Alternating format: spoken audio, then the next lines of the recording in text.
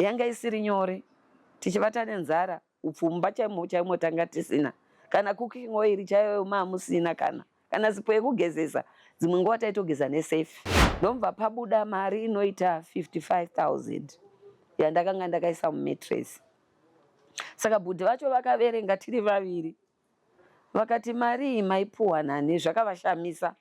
Saluni chairo munhu internet cafe munhu anouya achifotokopa chaiko kuti auye nebepa rake, it was that time it was 150.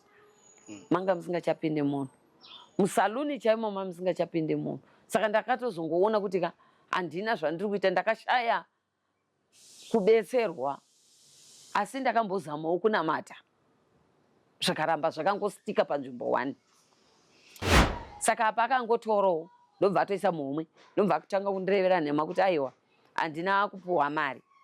Saka indakazenge ndakubvunzawo shamwari dzake vakanditi aiwa mari takamupa kare.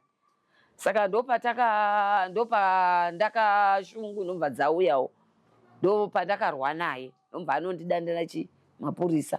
Aiwa musimudzi chimbo yenyu nemudonjo wenyu murerutse zvaona zvinoitika munomba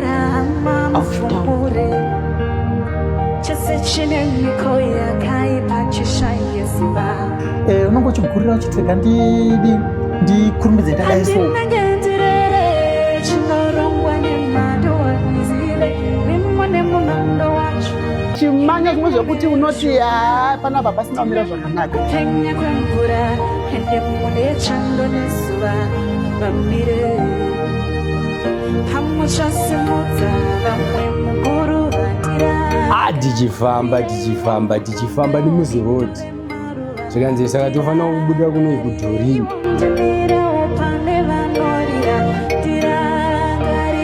Vanhu vangofonerawo vanomboziva here vachiita zvekutransport ndokutotorwa zvinhu ndokutosara paya ndisina kana nefoni. Zita tumusani mulambo mafanise tisingapedzi nguva katipinde muepisode yakasi.